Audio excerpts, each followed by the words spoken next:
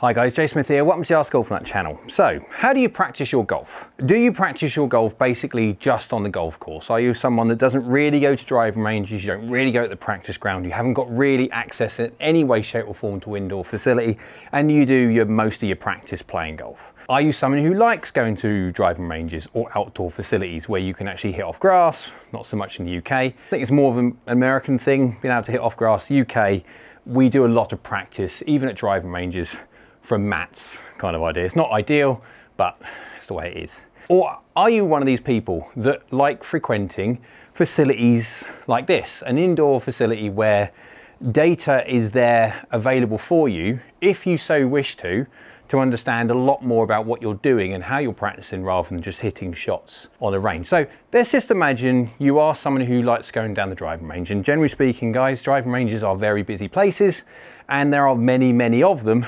because there's many, many golfers that want to practice. So they do like environments such as this. This is a simulated version, but effectively what you're going to have is that. You're going to have a field, you might have some more 150 yard sign, a 200 yard sign, a 100 yard sign. You might have a flag here and there. You might have something to hit at a known yardage, but effectively it's a field. But you've got no understanding really of how far you're hitting it. Unless you hit that sign, you can't really tell because distance control from when you're this far away is very difficult. Unless you're 100 feet tall and you can see when you hit a shot exactly where it pitches and where it lands relative to the target that you're aiming at, you haven't got really a great understanding of what your distances are, etc. Also, so you're hitting shots anyway. Let's just imagine this is your, this is kind of your driving range that you're hitting from.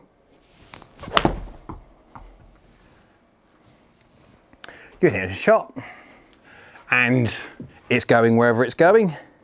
And then you hit another shot because this is exactly what we're doing. We've got even this one, this has got Pro Tracers so you can see curvature. I've got all Pro Tracer curvatures on at the moment. You don't have this at the driving range. And I'm just hitting odd shots here and there. I mean, we're just basically noting the fact that that is 10 yards offline.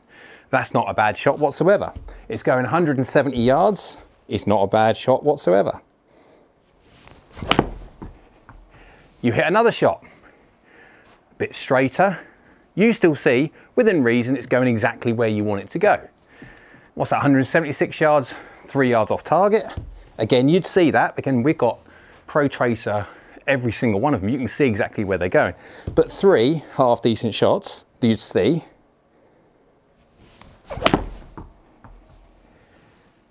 And then that one basically hit target within reason. 167 yards carry, 179 finish, and it's 8 yards off target. Let's go quickly have a look at those last 4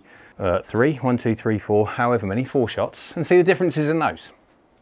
So at the PC now, you can see the difference there. You've got the information up on the screen. The carry distance on there is between 153 and 167. That's 14 yards of difference we've got there in carry distance alone in just those 4 shots. And then we've got a shot out there that went 10.8 yards to the right and one that went there 8.3 yards to the left. All of them within reason, all of them hitting green. But we don't see that from a driving range environment. All we see is shots that go there. All of those 4 shots look pretty good. Down the driving range, when we're practicing down the driving range, they don't look like that. They look like this, with no Pro Tracers whatsoever. You cannot see where you've hit them. So I've just gone eyeballed it, and you can see if you've done a half okay shot or not, but you can't see anything front to back. And because you're hitting so, and it gets worse with more distance, the further you hit, the bigger the disparity you can be between front and back shots, and not really even know. You can hit shots now with no Pro Tracer, and as you can probably see, the ball goes, it's gone fairly straight, it's maybe a few yards left. I'm only gauging that because I've still got stripes on the screen, of which you won't have. It's 3 yards off target, but you can't see. How far has it gone? 170 yards. I can see that because I've got the data in front of me. You cannot see this when you're practicing.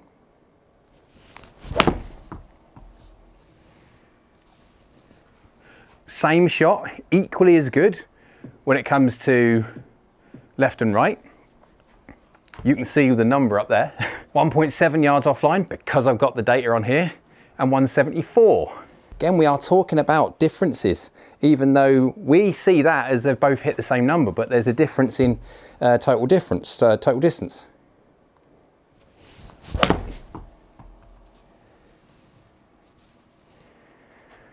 Another one, maybe he's gone a fraction more left, you can see there, but it's still a very, very good shot. Look at the difference in carry now. I can see that, you can see that, but you can't see that when you're playing golf, or at least down the driving range when you've got hitting into a field, because you cannot see 100 foot high and see where they're pitching. But all three shots there that you saw were good shots.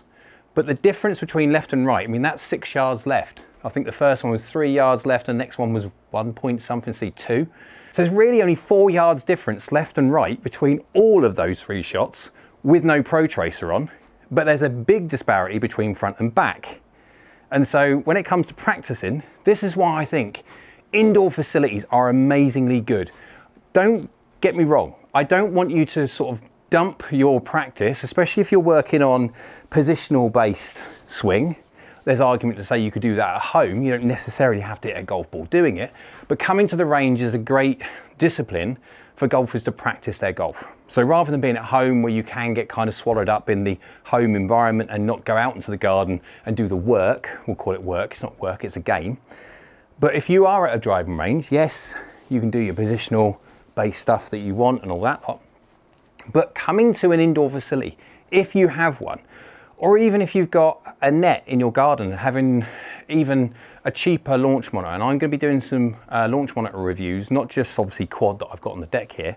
I've done GC3 as well, which is like a cheaper version of quad. Doesn't have quite as much information, but it's still a more budget viable option. But I'm going to be doing some more launch monitor reviews, which are much more tailored around the budget option, and see what kind of reliable information you get from those. These kind of environments, when you see up on the screen, you can get all the information because you've obviously got head measuring data. Head measuring tech will give you that information, and so you can track not only your performance of swing path and face to path and all this lot, but you can keep track of your distances. Distance control is far more important than golfers think.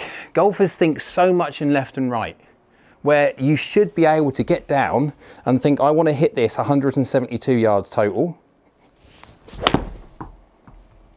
May have gone a fraction more, 176 possibly. No, I was right the first time, 173. So I'm trying to hit 172, I hit 173, it's a half decent job.